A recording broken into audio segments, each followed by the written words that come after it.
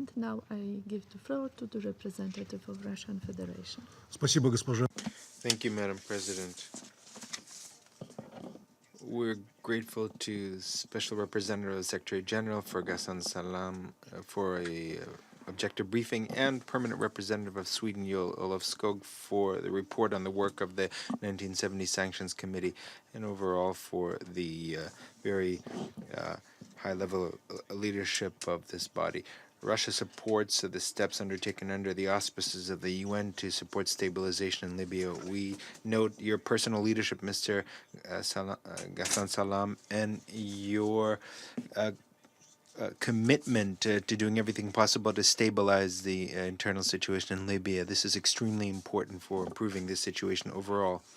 However, we do have to note that in spite of all efforts to restore Libyan dialogue, prospects for a rapidly resolving the crisis, to be frank, are not very clearly visible. And this is not by chance, because the situation is very complex. And one of the reasons is continued distrust among the main players of the Libyan situation, mistrust of each other.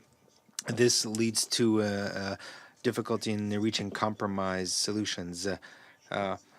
However, we note with optimism the meeting on the 23rd of April between the leader of the High State Council and the Speaker of the House of Representatives. We hope that they will reach an agreement on the amendments to this Hirat agreement, and that the process will break through the current stalemate. Madam President, the elections that are being prepared are no doubt an important step in overcoming the crisis. However, there are many issues, unresolved issues in conducting them. For example, there's still there's no understanding regarding the electoral law.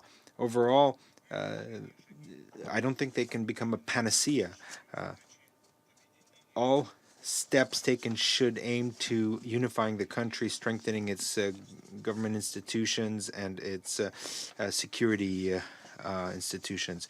We support your idea, Mr. Salam, that for the elections to be successful, the right conditions have to be established. And in this connection, one of the main challenges is to develop an institutional basis for the work of national bodies of government after the elections.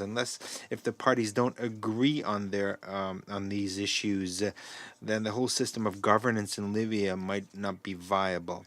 The situation is complicated not only due to a lack of compromise among the parties, but issues of security.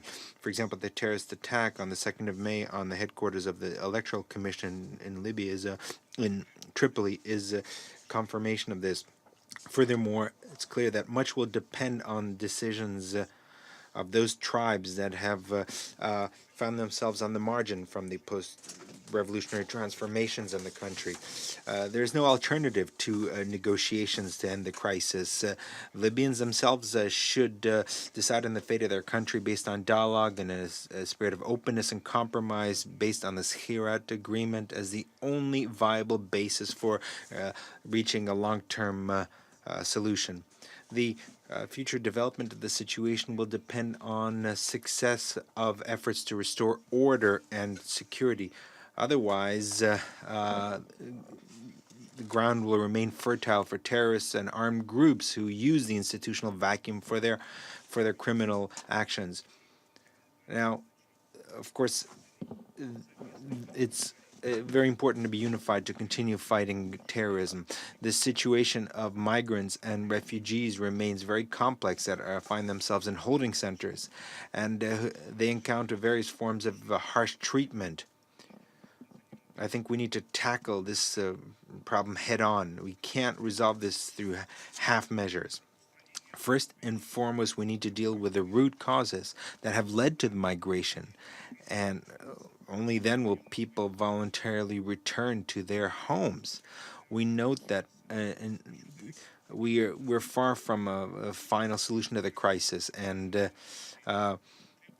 It will require significant efforts to reach agreements on the parameters of national reconciliation.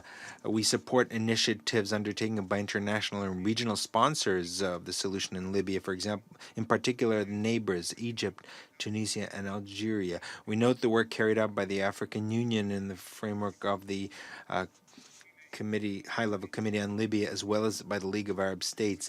Efforts by foreign mediators should be coordinated as much as possible, but decisions on the future of Libya have to be made by the Libyans themselves.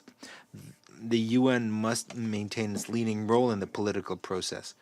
We will continue to support the mission of the special representative in reaching out to all the Libyans and in cooperating with all interested partners. But in working on resolving the situation in Libya, we should always remember that the current situation is the result of an attempt at a violent overthrow of the Libyan regime. These are the kinds of mistakes that should help us draw the right conclusions. The stability of Libya and its neighbors are in danger when foreign powers intervene. Madam President, in context of the work of the 1970 Sanctions Committee, while valuing the work of the chairman, we want to make the following statement. On the 3rd of April, at our initiative, a meeting was held in particular. Well, there was a leak, rather, on the 3rd of April of the contents of the interim report of the group of experts. And overall, I would say the leaks and the work of the council and its subsidiary bodies is a very relevant issue, and I don't think it's unlikely that it can only be explained by glitches in IT security. In this connection, some delegations have been delaying and muddling the proposed press release by the Swedish chair, and in investigating what has taken place. Madam President, Russia and Libya have long-standing and rich ties.